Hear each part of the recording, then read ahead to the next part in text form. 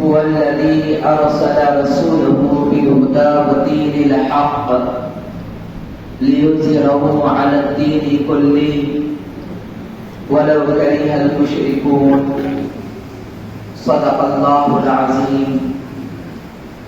قابل عزت احترام سرمائے اہل سنت عالم باعمل پیکر و علم و ادب حضرت علامہ و مولانا الحاج مفتی محمد ذاکر حسین قادری بندہ نوازی صاحب قبلہ مدثرہ العالی کامل الفقہ جامعہ نظامیہ امام و خطیب مسجد زہرا و حاضرین جلسے عید میلاد النبی صلی اللہ علیہ وسلم، السلام علیکم ورحمۃ اللہ وبرکاتہ۔ میرے پیارے آقا صلی اللہ علیہ وسلم کے پیارے دیوانوں، آیت کریمہ کے جس حصے کی تلاوت کا میں نے شرح حاصل کیا اس کے متعلق کچھ معروضات آپ کی خدمت میں پیش کروں۔ آئیے اس سے پہلے ہم اور آپ مل کر نہایت ادب اور احترام کے ساتھ ہمارے اور ساری کائنات کے مرکزی عقیدت حضور تاجدار کائنات رحمت عالم نور مجسم ارواحنا فداہ صلی اللہ تعالی علیہ وسلم کی بارگاہ مقدس میں ادب اور احترام کے ساتھ ہدیہ درود و سلام کا نذرانہ پیش کریں۔ جس طریقے سے میں پڑھا ہوں آپ مل کر کے پڑھیں۔ الصلاۃ والسلام علیک یا رسول اللہ، الصلاۃ والسلام علیک یا رسول اللہ، الصلاۃ والسلام علیک یا حبیب اللہ، الصلاۃ والسلام علیک یا حبیب اللہ، الصلاۃ والسلام علیک یا نبی اللہ، الصلاۃ والسلام علیک یا حبیب اللہ، وعلی آلک واصحابک یا نور اللہ، صلی اللہ تعالی علیہ وسلم۔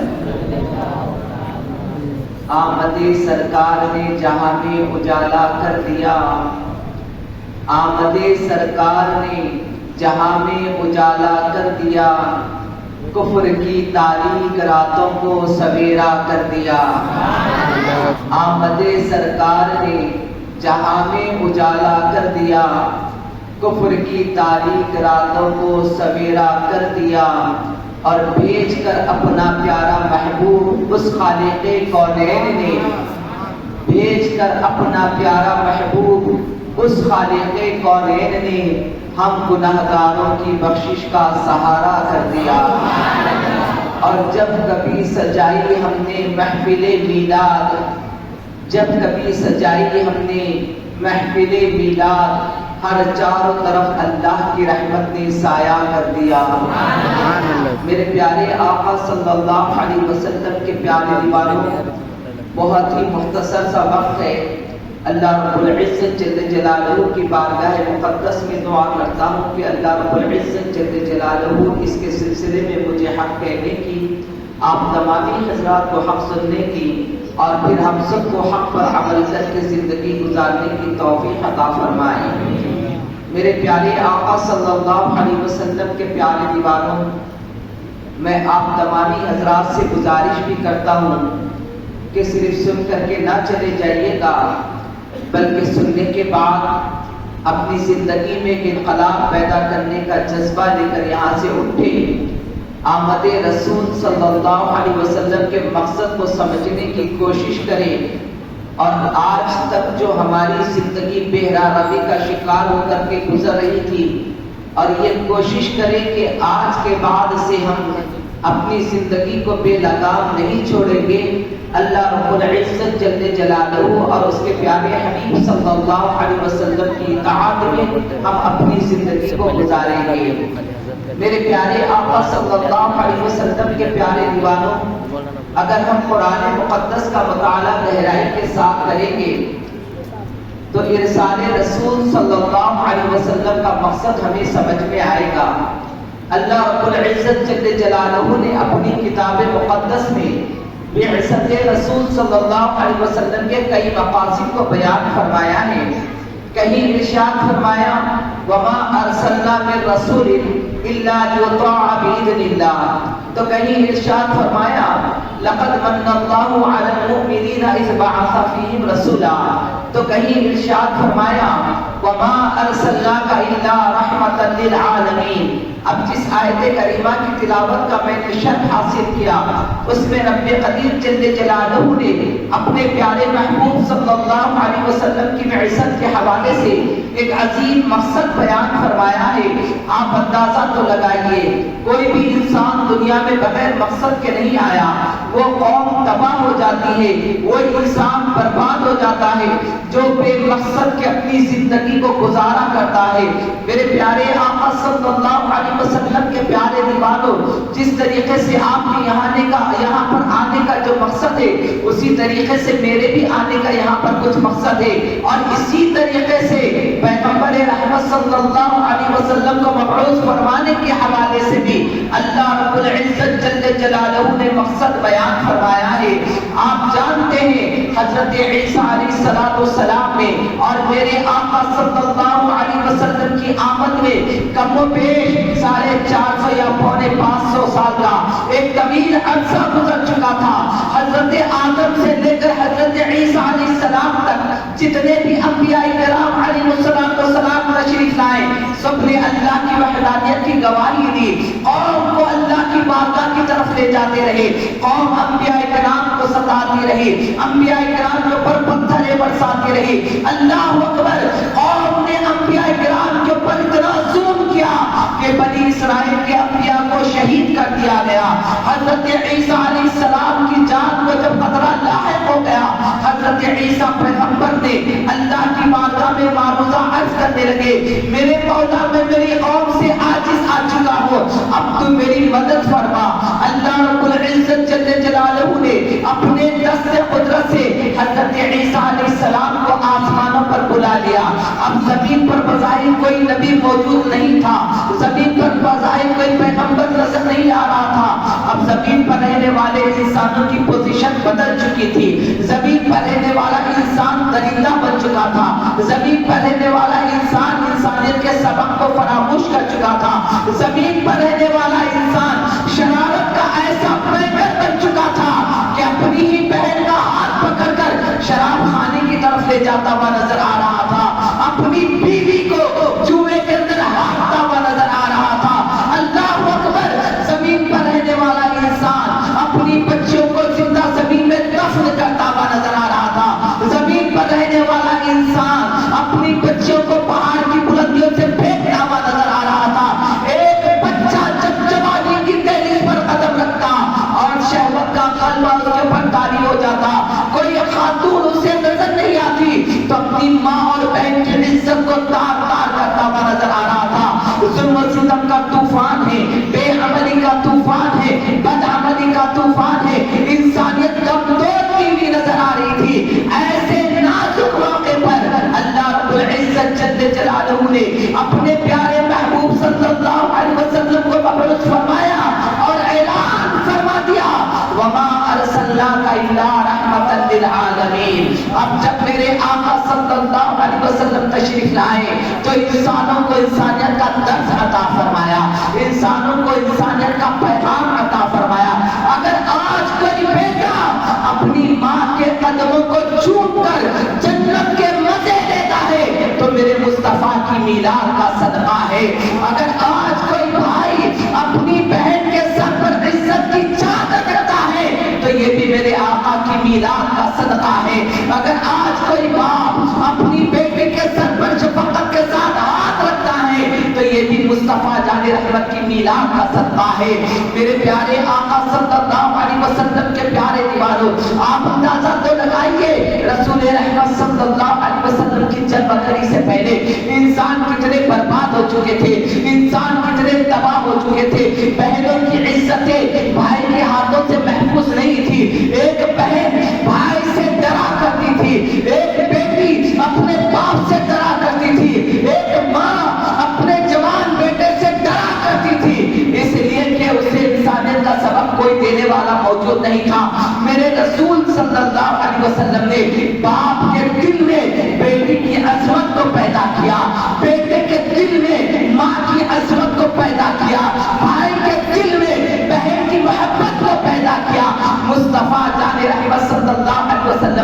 ایسا عظیم انقلاب پیدا کیا.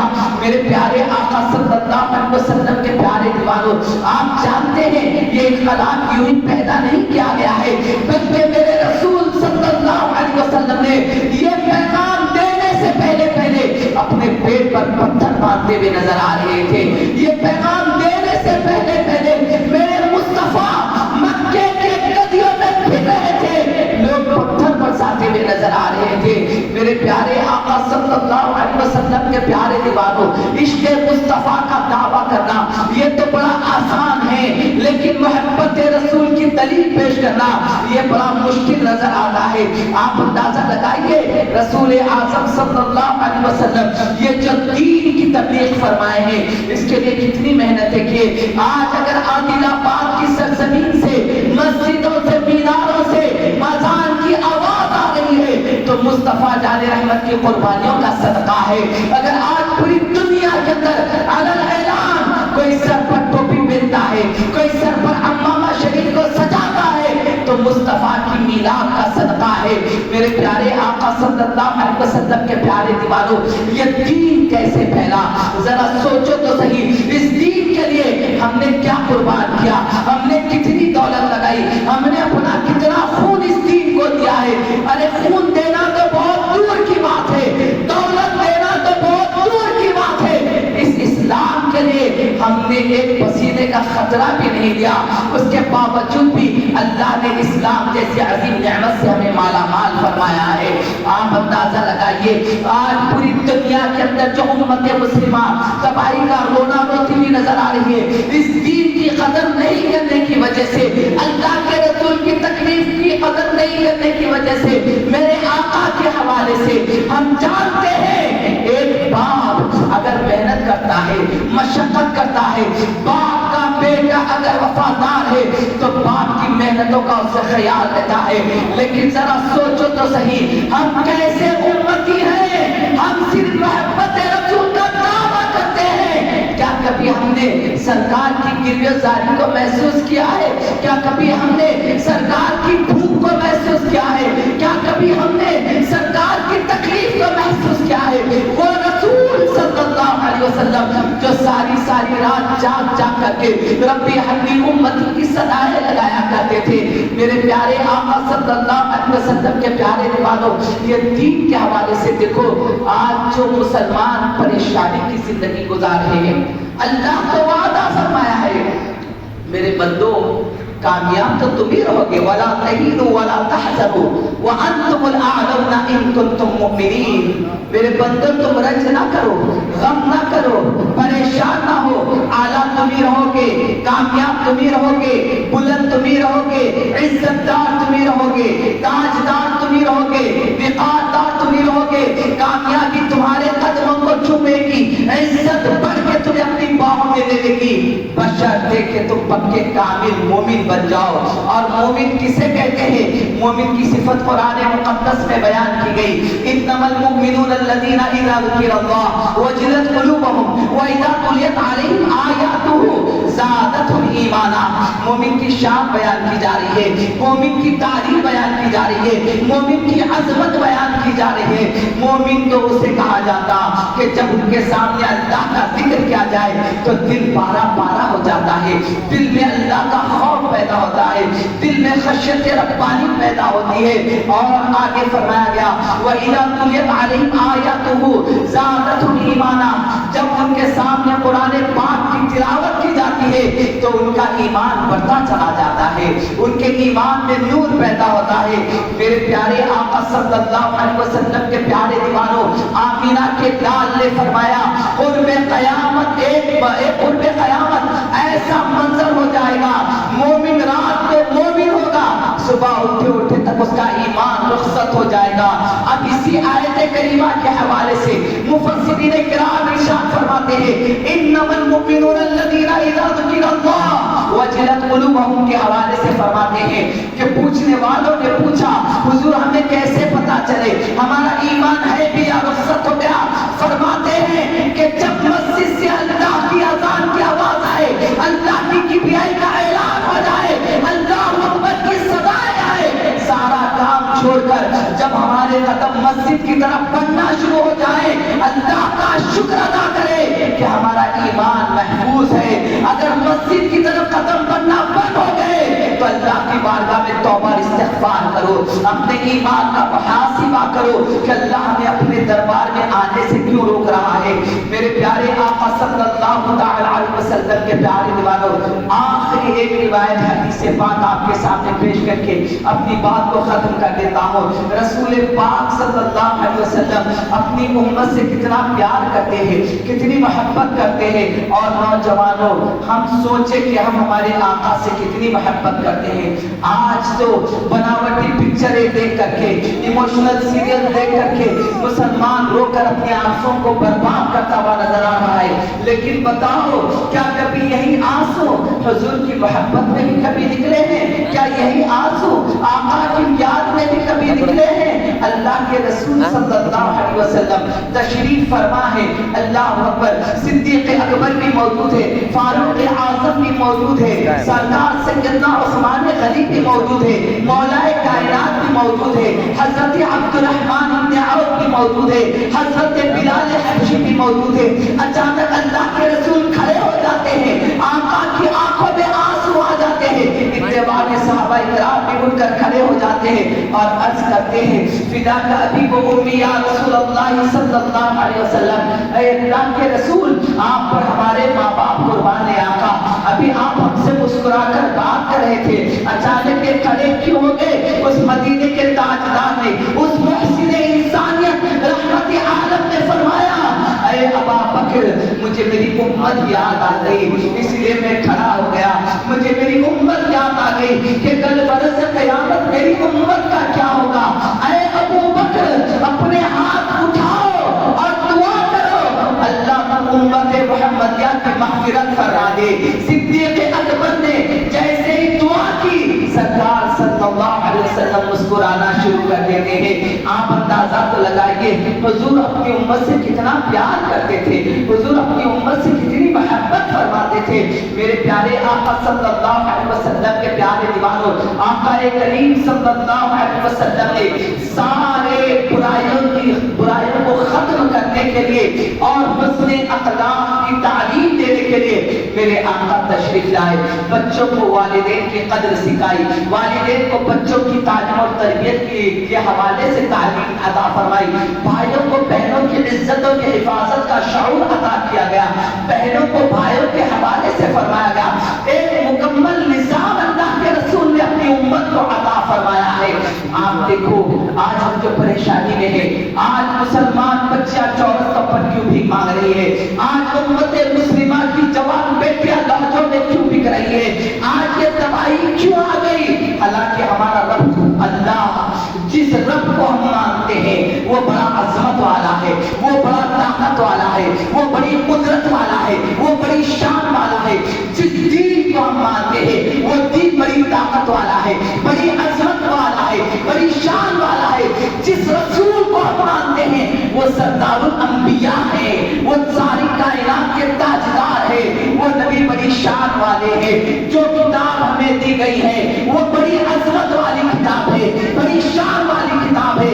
یہ چار رحمتیں والی چیزیں دینے کے باوجود بھی ہماری بیٹیاں کیوں لاجوں میں بک رہی ہے, ہماری بیٹیوں کی عزتیں بازاروں میں کیوں نیلام ہو رہی ہے, آج مسلمان تباہی کا رونا کیوں روتا ہوا نظر آ رہا ہے. میرے پیارے آقا صلی اللہ علیہ وسلم کے پیارے دیوانوں, اس کی سب سے بڑی وجہ یہی ہے, ہم نے دین کی قدر کرنا چھوڑ دیا ہے, ہم نے اسلام کی قدر کرنا چھوڑ دیا. اللہ نے قرآن مقدس میں فرمایا, مفتی صاحب قبلہ موجود ہے, یہ میرے استاد میں سے بھی ہوتے ہیں الحمدللہ. میں ہفتے میں 4-5 مرتبہ تو کال کرتا ہوں, کچھ بھی مسئلہ ہوتا ہے حدیث پاک کے حوالے سے فوری کال کرتا ہوں, مطلب مجھے یہ حدیث پاک کے حوالے سے بتائے. حضرت کی موجودگی میں عرض کر رہا ہوں, قرآن پاک میں اللہ نے فرمایا, یستبدل قوم غیرکم ثم لا یکونوا امثالکم. کیا سمجھ رہے اس آیت کریمہ کے مفہوم کو؟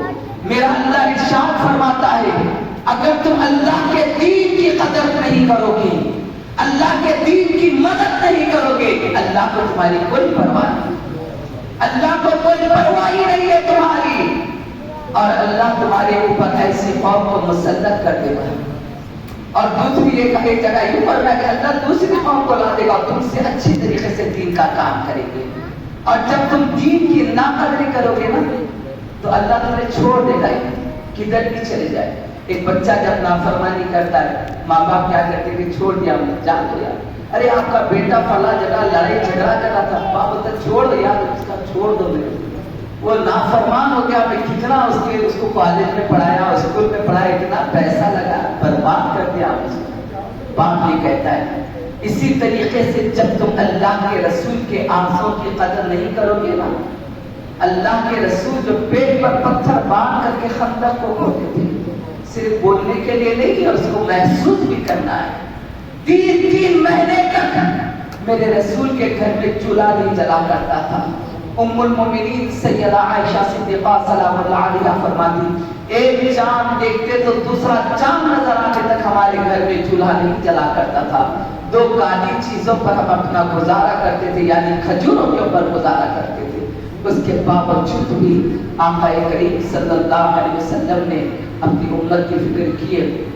سیدہ رقیہ رضی اللہ تعالی عنہ جب ہوتے ہوئے آ رہی تھی، جانتے ہیں ایک باپ کے لیے سب سے بڑا تکلیف کا لمحہ اگر کوئی ہوتا ہے تو بیٹی کے بیوہ ہونے کا ہوتا ہے۔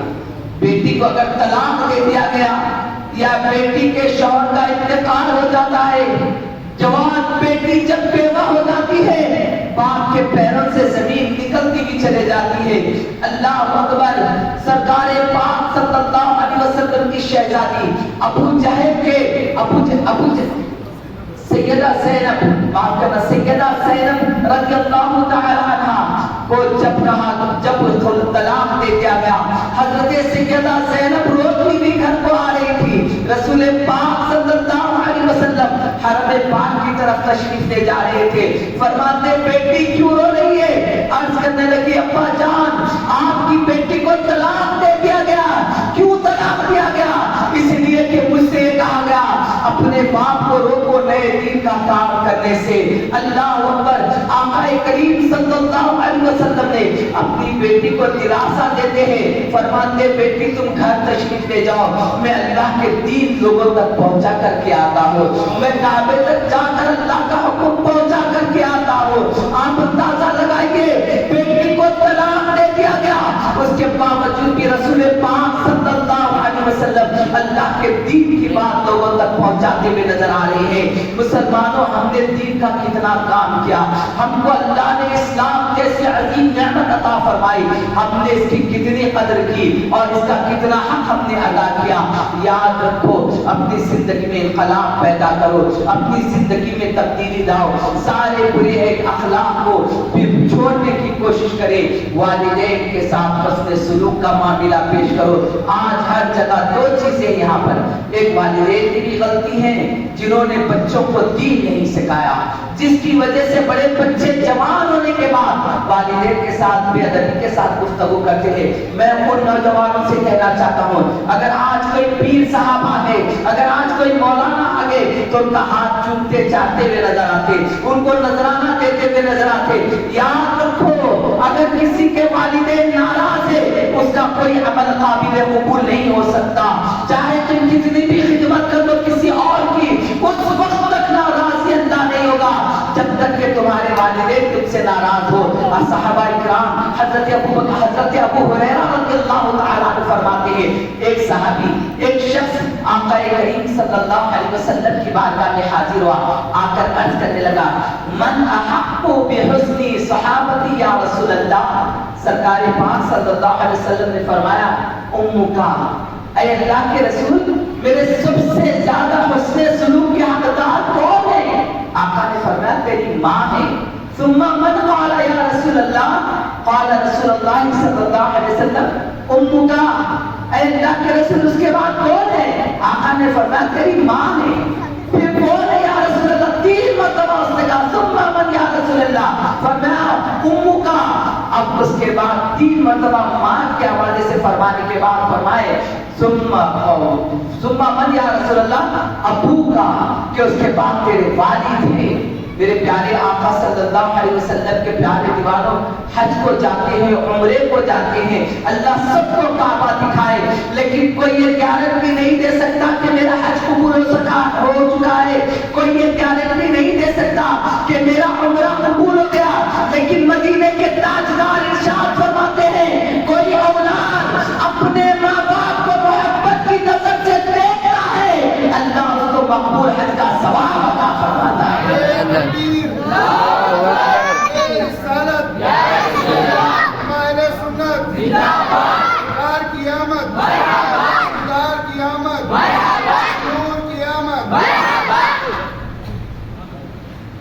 حج کو جانے ہیں لیکن گارنٹی نہیں ہے کہ ہمارا حج قبول ہو یا نہیں۔ میرے آقا تو فرمائے جس نے والدین کو محبت کے ساتھ دیکھا اللہ اسے مقبول حج یعنی قبول ہوئے تو حج کا ثواب عطا فرمائے گا۔ جو حج قبول ہو گیا ہے کہاں جا رہے ہو؟ ارے سب سے بڑے پیر تو ہمارے اپنے والدین ہیں، ہمارے اپنے ماں باپ ہیں۔ ماں باپ کی دعا جب کسی کے بچے کے سر پر رہے گی نا، کسی کی بدعا اسے کچھ نہیں کر سکتی، لیکن ماں باپ کی دعا اگر ہمارے سر کے اوپر نہیں ہے تو بڑے سے بڑے پیر و مرشد کی دعا ہمارے ہاتھ میں قابل قبول نہیں ہو سکتی۔ پہلے والدین کی خدمت، پہلے والدین کی اطاعت۔ آج باپ پریشان ہے، بچہ جب پہلا بچہ بولتا ابو ابو کہتا ہے تو باپ خوش ہو جاتا، ارے میرا بیٹا میرے کو ابو بولا، میرا بیٹا میرے کو ابو بولا۔ لیکن یہی بیٹا جب جوان ہو کر باپ کو چھڑکتا ہے، باپ کے ساتھ اونچی آواز میں گفتگو کرتا ہے، باپ کا دل دھڑکتا ہوا نظر آتا۔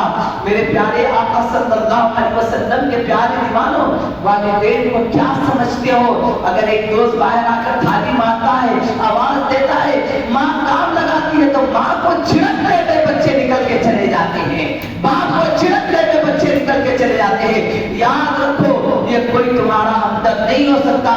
جس طریقے سے کائنات میں صرف ایک ہی خدا ہے، اسی طریقے سے کائنات میں صرف ایک ہی باپ ہوتا ہے۔ جس طریقے سے کائنات میں ایک ہی خدا ہے، اسی طریقے سے کائنات میں صرف ایک ماں ہوتی ہے۔ ماں ماں ہوتی ہے، والد والد ہوتا ہے۔ ہزار لوگ بیٹا کہہ سکتے ہیں، لیکن جو محبت اپنا باپ دے سکتا ہے ایسی محبت کوئی اور نہیں دے سکتا۔ میرے پیارے آقا صلی اللہ علیہ وسلم کے پیارے دیوانوں، جب تک یہ ان کی قدر کر لو، ان سے پوچھو جن کے سر پہ باپ کا سایہ نہیں ہوتا، کوئی خوشی ان کی خوشی نہیں رہتی۔ عید آتی ہے چلے جاتی ہے، سورج نکلتا ہے غروب ہوتا ہے، لیکن جن کے سر سے والد کا سایہ چلے جاتا ہے ان کی زندگی تو ہمیشہ اندھیرے میں گزرتی ہوئی نظر آتی ہے۔ اس لیے والدین کی قدر کرو۔ سرکار پاک صلی اللہ علیہ وسلم کی بارگاہ میں ایک صحابی آئے، آ کر عرض کرنے لگے یا رسول اللہ صلی اللہ علیہ وسلم، میں نے منت مانگا تھا کہ اگر میرا یہ کام ہو گیا تو میں مدینے سے مکے کو جاؤں گا۔ یا رسول اللہ میں ضعیف ہو گیا ہوں، اب میں نہیں جا سکتا۔ آقا کائنات صلی اللہ علیہ وسلم نے فرمایا کہ میرے ماں باپ زندہ ہے؟ عرض کرنے لگا یا رسول اللہ انتقال کر گئے، میرے والدین انتقال کر گئے۔ سرکار نے فرمایا کوئی بات نہیں، قبرستان کو چلے جا کے ماں کی پینڈلی جانی بوسہ دے دے، باپ کی پیشانی کی جانی بوسہ دے دے، اللہ تیری مراد پوری فرما دے گا۔ یہ عظمتیں بیان کی گئی ہے والدین کی۔ اور بچوں کا تو یہ معاملہ ہے، دین سیکھنے کو تیار نہیں، قرآن پاک سیکھنے کو تیار نہیں۔ ایسے عظیم عالم دین، ایسے عظیم حافظ قرآن آپ کے اپنے شہر عادل آباد میں ہیں۔ الحمدللہ اللہ کی نعمتیں ہیں، حفاظ کرام اللہ کی نعمتیں ہیں، علماء حق اللہ کی نعمتیں، ان کی قدر کرو، ورنہ اس حوالے سے بھی حشر کے میدان میں پوچھا جائے گا کیا تمہارے عادل آباد میں مفتی ذاکر حسین نہیں تھے؟ تم نے کیوں دین نہیں سیکھا؟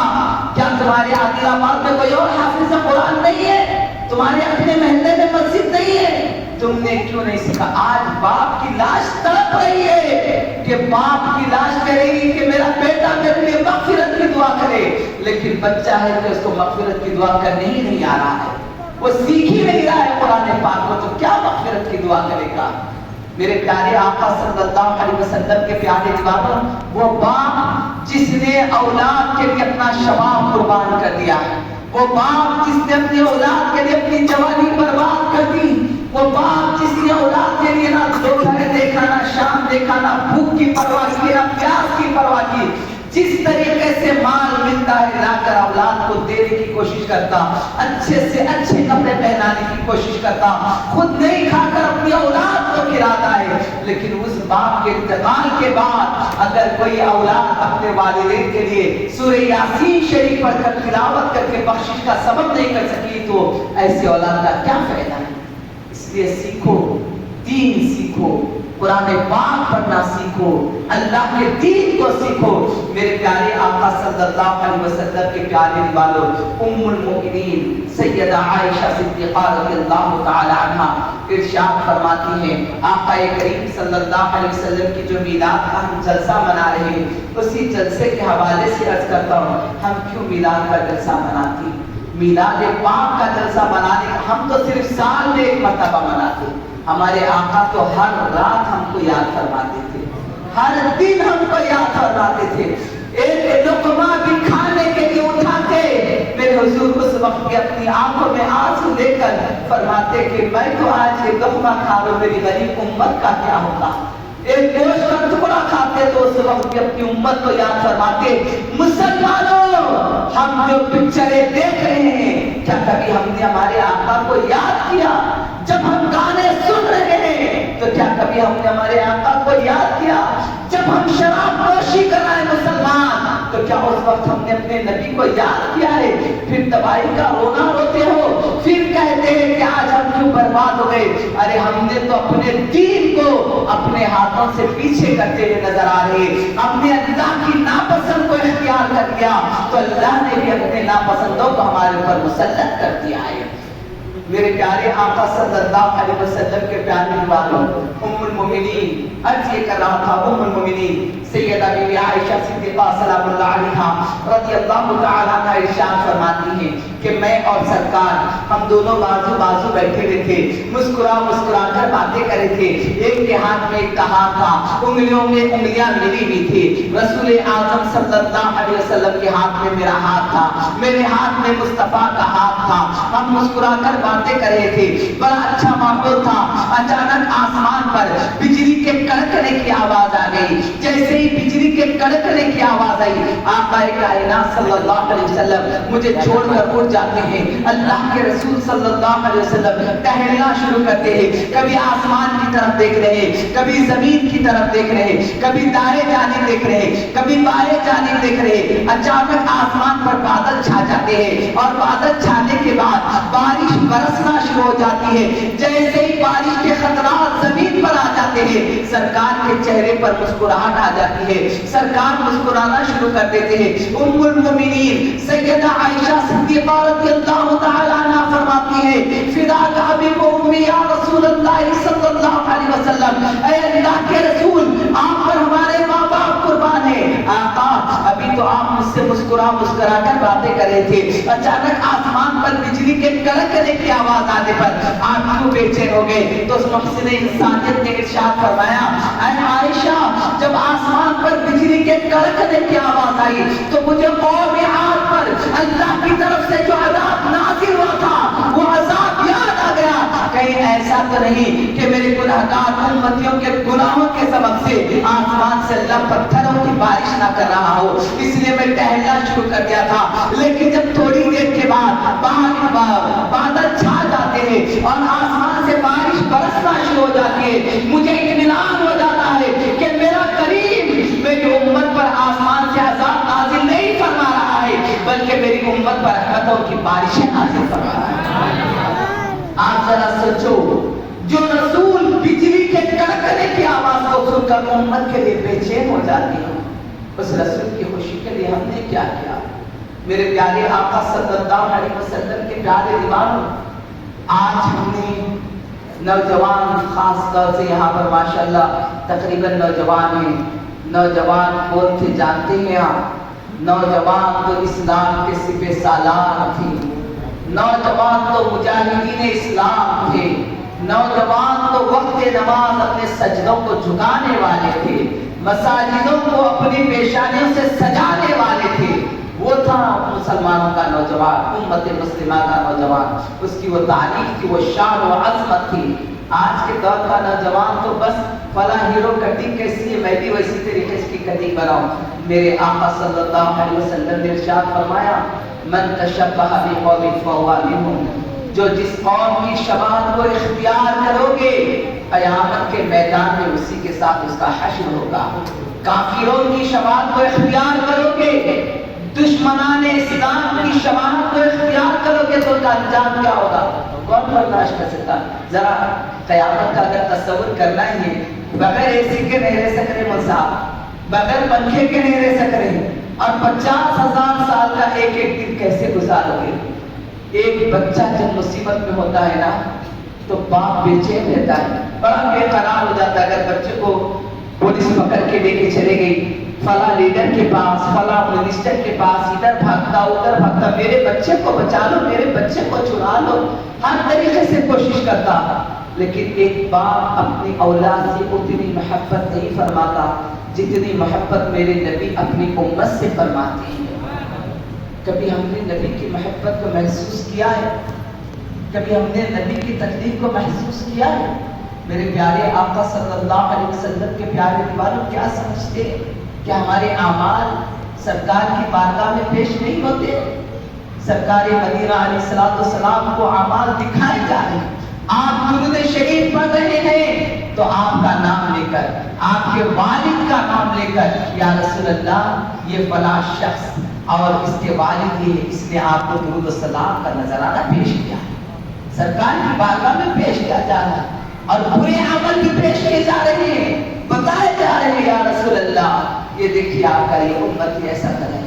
جو قوم اپنے نبی کے دین کو تکلیف دے رہی ہے، کیا وہ قوم عزت کے ساتھ زندگی گزار سکتی ہے؟ جو قوم اپنے نبی کے آنسوں کا خیال نہیں کری، کیا وہ قوم شان و شوکت کے ساتھ زندگی گزار سکتی ہے؟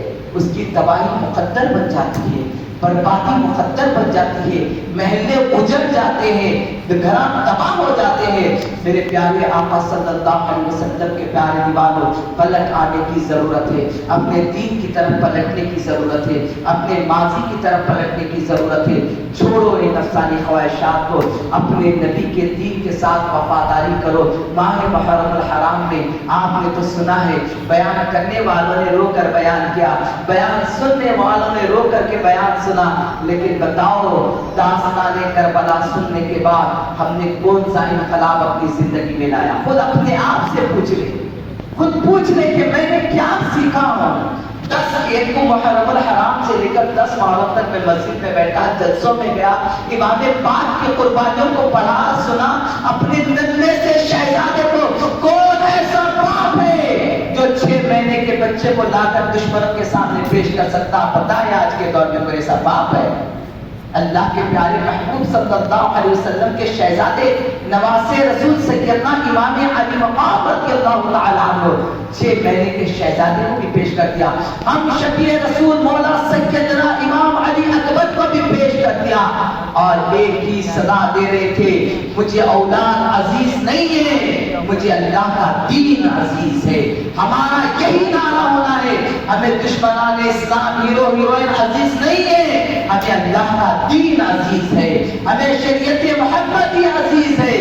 آج کے بعد ہم ایسے طریقے کی کٹنگ نہیں بنائیں گے جو دنیا کا ہیرو ہیروئن بناتی ہے. ہم تو اس طریقے سے اپنے بالوں کو سنواریں گے جو بال سنوارنے کا سلیقہ مصطفیٰ جان رحمت نے عطا کیا ہے. ہم لباس اس طریقے سے پہنیں گے جو اللہ کے رسول نے ہمیں حکم عطا فرمایا. خواتین کے لیے بھی ایک بات عرض کر کے اپنی بات کو ختم کر دیتا ہوں. میرے پیارے آقا صلی اللہ علیہ وسلم کے پیارے دیوانوں، آج کے دور میں بہن کے لیے یقیناً بہن کا حق بھائی کے اوپر بہت زیادہ ہوتا ہے. بہن ایک عاجز ہوتی ہے، اپنے بڑے بھائی سے خواہش رکھتی ہے، تمنا رکھتی ہے. عید کا موقع آتا ہے تو بہن بولتی ہے بھیا میرے کو یہ لباس چاہیے. بھائی کی ذمہ داری ہے، اگر باپ کا انتقال ہو گیا ہے تو بڑے بھائی کو یہ ذمہ داری بنتی ہے کہ وہ باپ بن جائے اپنی بہن کا، وہ سرپرستی کرے، وہ حفاظت کرے، جتنا ممکن ہو سکے وہ کرتے چلے جائے. لیکن اگر والد ہے اس کے باوجود بھی بہن کہتی ہے بھیا مجھے چاہیے، تو بھائی کی ذمہ داری ہے ہمیں کچھ بھی محنت کرے جائز طریقے سے، حلال طریقے سے محنت کر کے بہن کی خواہش پوری کرے، لیکن ایسی خواہش نہیں کہ بھیا فلاں پکچر میں نے یہ لباس دیکھا مجھے لباس لا کے دے دو۔ اگر آپ کو لباس لا کر کے دے دیں گے آپ بہن کے ساتھ ہمدردی نہیں کر رہے بلکہ آپ بہن کو جہنم کا ایندھن بنا رہے ہیں۔ اگر بھائی بیٹی بولتی ابو مجھے وہ ڈریس چاہیے تو باپ کی ذمہ داری ہے بیٹی یہ لباس تجھے نہیں پہننا ہے، تجھے تو وہ لباس اختیار کرنا ہے جو مصطفیٰ کی شہزادی سیدہ کائنات سیدہ فاطمہ الزہرا نے اپنایا تھا۔ کردار فاطمہ اپناؤ، اپنے بچوں کو دین کی تعلیم سے آراستہ کرو تاکہ قبر میں جانے سے پہلے بھی بچے دیندار ہونے کی وجہ سے والدین کا ادب کر سکے، اور قبر میں جانے کے بعد بھی سورہ یاسین شریف پڑھ کے صدقہ و خیرات کر کے لوگوں کو کھانا کھلا کر کے اس کا ایصال ثواب آپ کو پہنچا سکے۔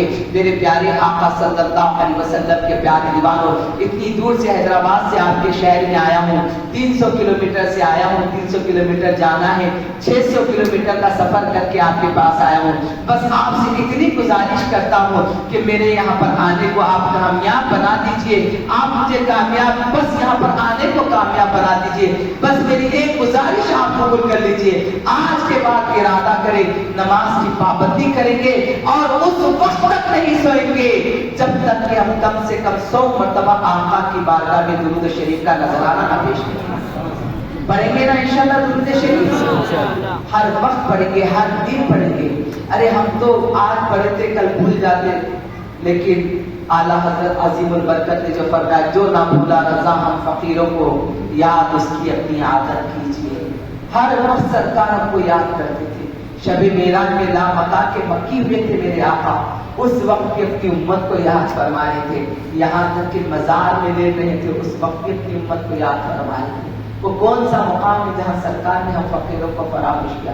تو کیا ہماری یہ ذمہ داری نہیں بنتی کہ ہم بھی سرکار کو یاد کریں؟ اور درود شریف پڑھنے کی فضیلت دیکھیں آپ، ایک مرتبہ اگر ہم درود شریف پڑھیں گے تو اللہ کی 10 رحمتوں سے ہم مالا مال ہو جائیں گے۔ ایک مرتبہ پڑھیں، ہم خود برکتوں سے مالا مال ہونا ہے ہم کو۔ ہمارے درود سلام کی آقا کو ضرورت نہیں ہے، اس سے تو ہمارا بیڑا پار ہونے والا ہے، ہماری زندگی سدھرنے والی ہے، گھروں میں برکتیں آنے والی ہیں، گھروں سے افلاسیات دور ہوں گی، گھروں سے پریشانیاں دور ہوں گی۔ درود شریف کا آپ اہتمام کریں، اللہ مجھے آپ کو سب کو عمل کر کے زندگی گزارنے کی توفیق نصیب فرمائے۔ مولا کریم جتنے یہاں پر حاضرین ہیں، اے اللہ سب کی حاضری کو اپنی بارگاہ مقدس میں قبول فرما لے۔ الہ العالمین آج کے اس محفل کو اپنی بارگاہ مقدس میں قبول فرما۔ یا اللہ اس محفل پاک کی برکت سے مولا جو پریشان حال ان کی پریشانی کو دور فرما دے، جو بیمار ان کو شفائے کاملہ و عاجلہ عطا فرما، جو تندرست ہے ان کی تندرستی کو دور فرما دے، جو قرض داری میں مبتلا ہے انہیں بارے قرض نجات عطا فرما دے۔ یا الہ العالمین رحم فرما مصطفیٰ کے واسطے، یا رسول اللہ کرم کیجیے خدا کے واسطے۔ اے اللہ جن کے والدین حیات کے ساتھ مولا ان کو صحت و عافیت کے ساتھ راضی ہوں بالخیر عطا فرما۔ اے اللہ جن کے والدین اس دنیا سے رخصت ہو گئے ان کی بے حساب مغفرت فرما دے۔ اے اللہ ہمارے مرحومین کی مغفرت فرما دے۔ مولا کریم خاص طور سے میرے والد محترم کی مغفرت فرما دے، ان کے درجات کو بلند فرما، اس قبرستان کی تمام